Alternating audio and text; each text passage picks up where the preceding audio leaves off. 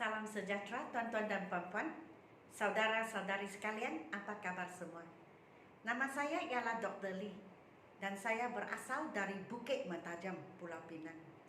Sekarang saya tinggal di Kluang Johor dan selamat menyertai sesi ini.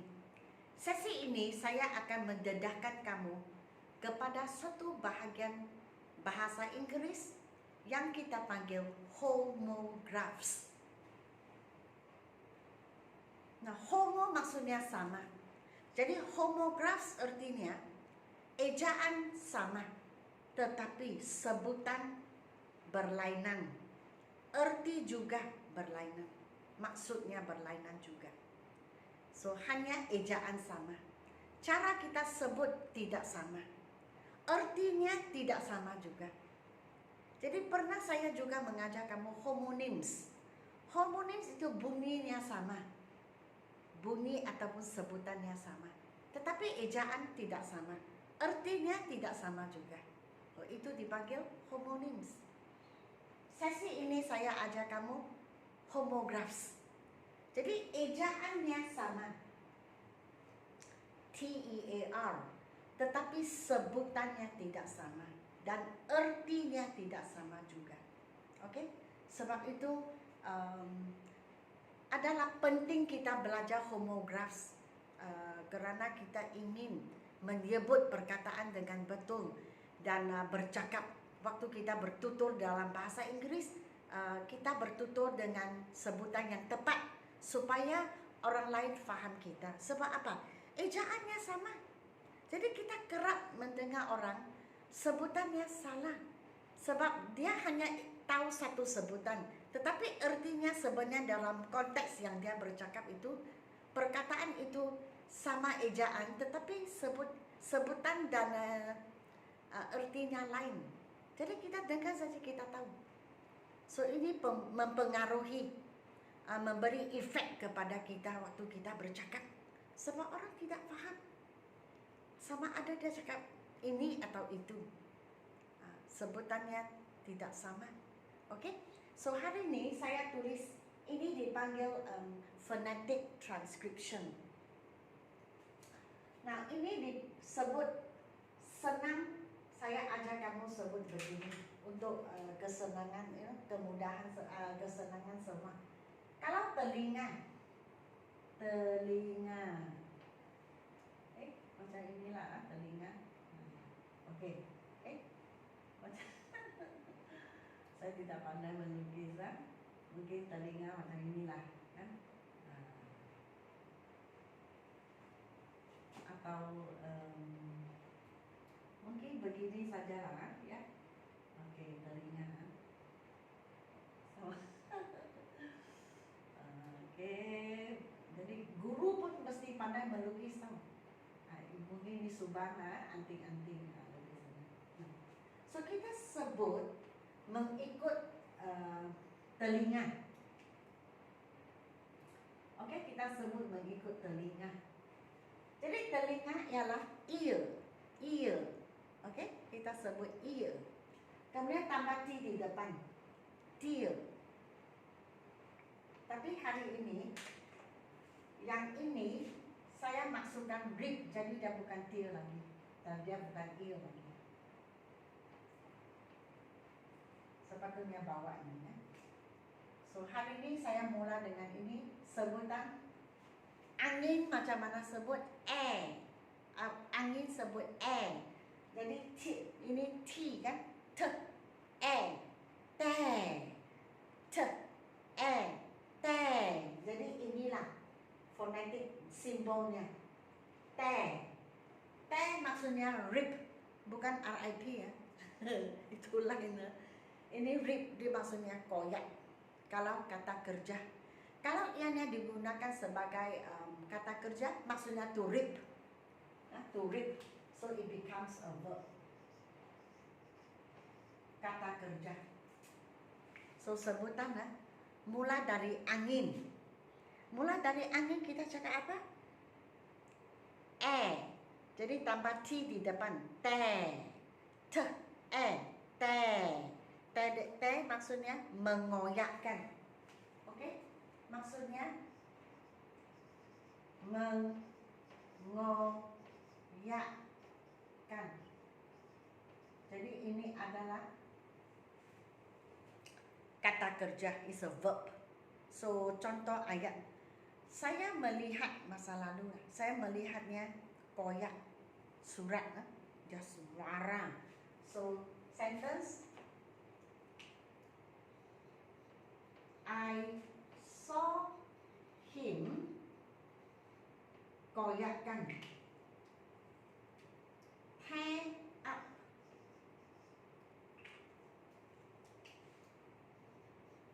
the letter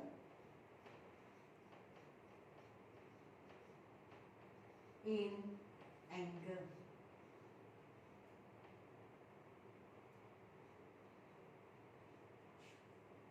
Okay? So di sini saya nampaknya mengoyakkan surat sebab dia marah.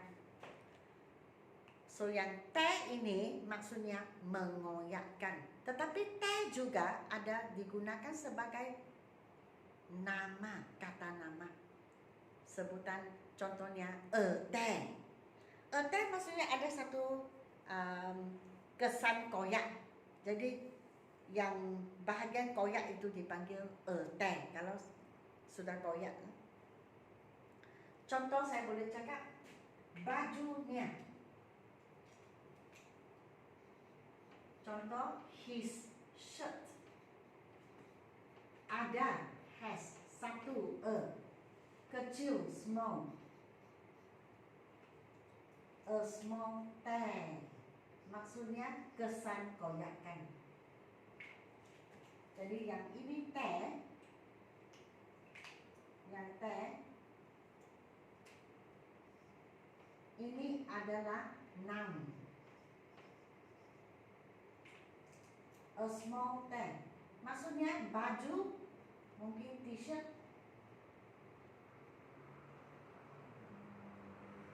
Oke, te sudah koyak begitu, ada satu lubang kecil. So kita cakap his shirt has a small tear. Oke, contoh lah, contoh. So kecil sahaja, tapi saya tulis besar supaya senang. Oh, a big tear lah, kita boleh tukar ke a big tear. Oke, juga satu syak begitu koyak sudah. Ejaan sama, sebutan lain. Sekarang kita ke sebutan ini. Kita ingat macam tadi saya lukis telinga. So contohnya telinga. Oke, telinga kita sebut ear. Telinga kita sebut ear. Dan tambah t di depan, ear, tear.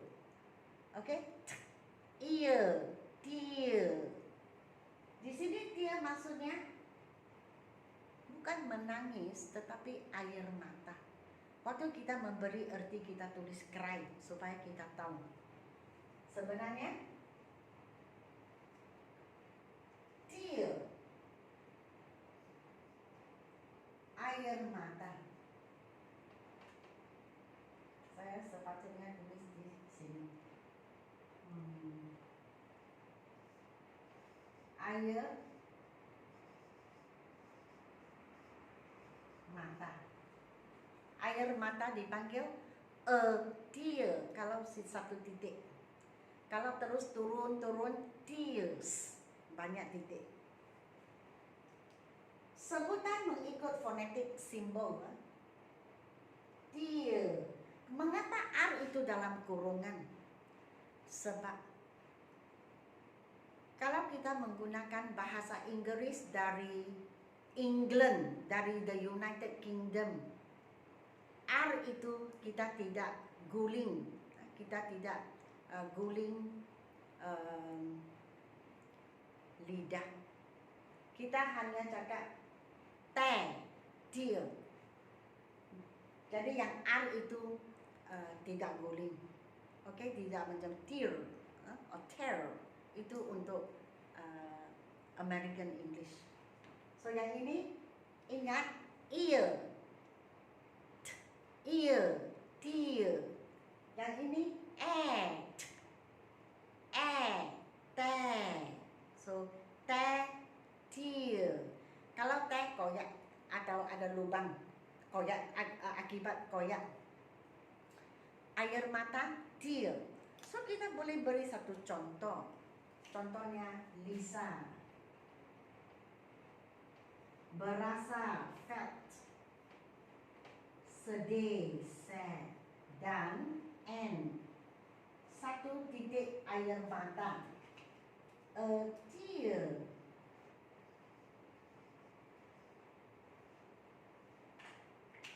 Turun macam trickled.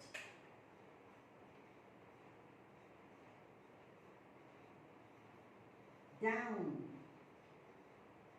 her pipi, mungkin pipi kiri, left cheek.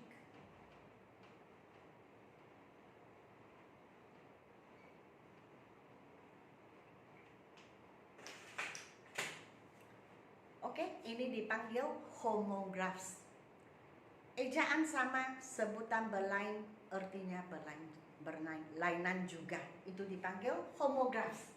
Yang ini sama. Te.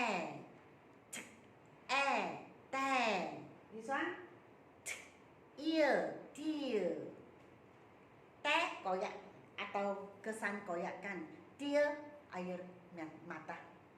Oke, so inilah kita belajar hari ini. Dan sedikit pengumuman untuk kita semua.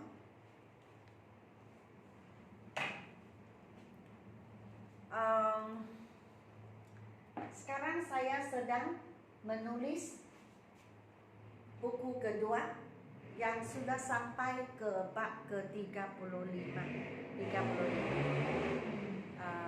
Saya berharap malam ini, pagi inilah, sekarang sudah pagi juga.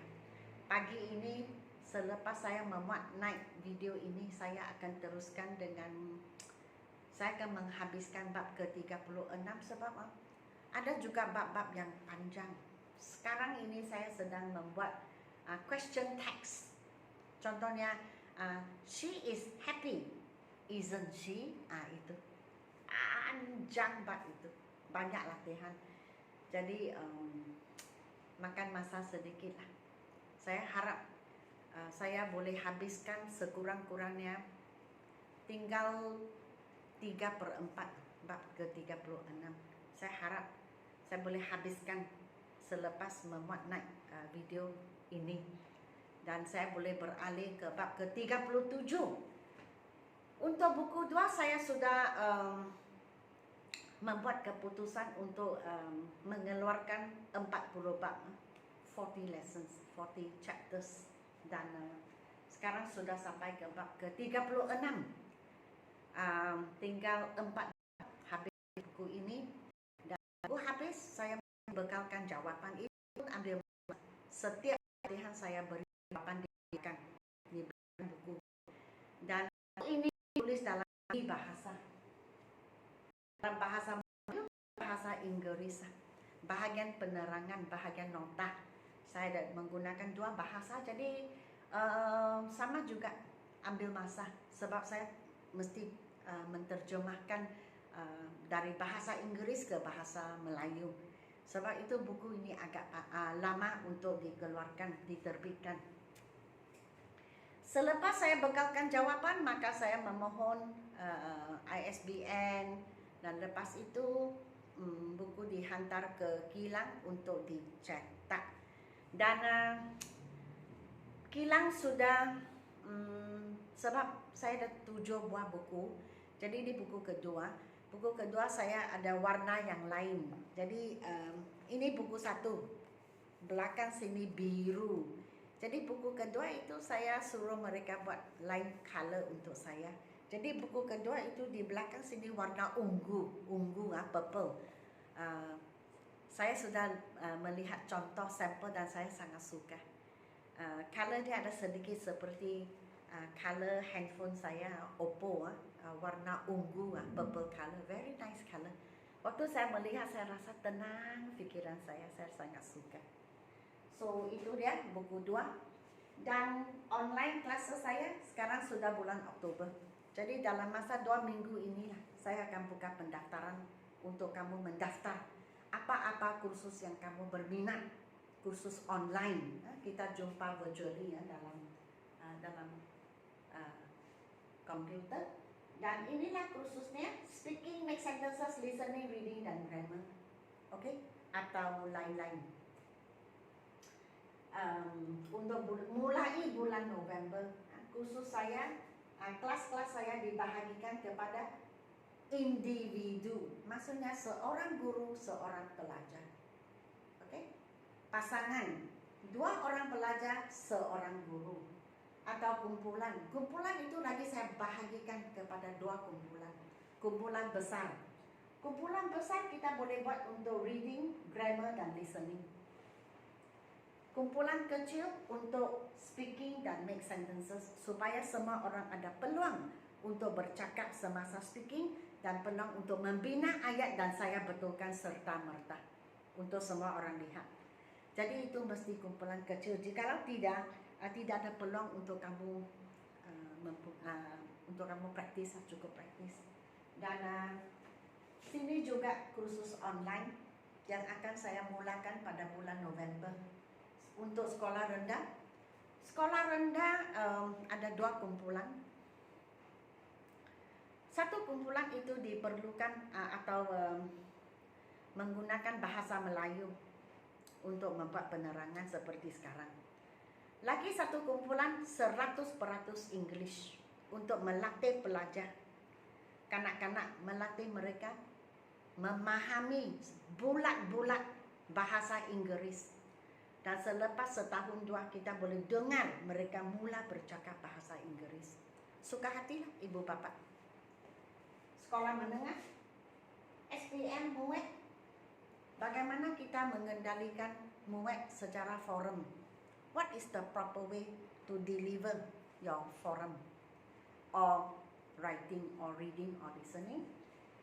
IGCSE O level ini khusus kepada penulisan untuk international school students, dan IELTS untuk sesiapa yang ingin belajar international English. Jikalau ada lain-lain kursus yang saya bekalkan, saya akan maklumkan selepas ini. Saya tengah berfikir apakah kursus-kursus yang saya boleh bekalkan untuk memperbaiki taraf bahasa Inggris kamu lah. Dan jikalau kamu menyertai kursus kumpulan yang saya buka, maka sayalah yang akan menentukan kandungan pembelajaran apa yang kamu harus belajar.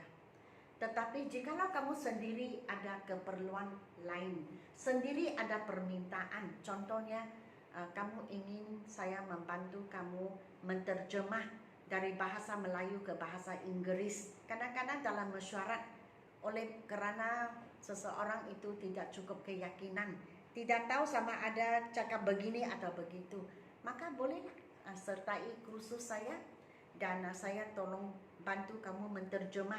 Kalau bahasa Melayu artinya begini, caranya begini, bahasa Inggris cakap begini sudah okey. Ataupun mungkin kamu ingin belajar penulisan supaya boleh tulis email, report, atau untuk pelajar universiti yang ingin menulis assignment, membuat assignment dengan cara yang betul, dengan penulisan, gaya penulisan yang betul. Atau pelajar-pelajar sekolah, speaking atau listening atau reading. Kamu sendiri boleh tentukan apa yang kamu ingin belajar, dan pihak saya akan memenuhi kehendak kamu. Sebab setiap orang belajar sesuatu itu pasti dia ada kehendak sendiri. Contohnya guru sekolah. Guru sekolah pun belajar English juga. Jikalau dia guru bahasa Inggris, tidak semestinya dia boleh kendalikan kelas. Mungkin dia ada kesusahan atau masalah menyampaikan pengajarannya. Masalah dia mungkin menghadapi masalah bagaimana saya buat penerangan supaya pelajar pandai? Boleh juga. Oke, so saya akan buka kelas mengikut kehendak kamu. Suka hatilah kamu ingin belajar apa, biar saya yang atur. Oke, itu sahaja. Jikalau kamu ingin menempa buku ini, book 1, tinggal 5 buah. I have 5 more books, the last 5. So sekarang ada stok. Jikalau ingin menempa sekarang juga WhatsApp kepada saya dan saya akan hantar kepada kamu. Oke, jadi setakat ini sahaja. Saya berharap kamu suka akan video saya. So sila beri saya like, share dan subscribe. Dan sehingga kita berjumpa di video-video yang akan datang. Terima kasih kerana menonton video saya. Dan salam hormat, selamat tinggal.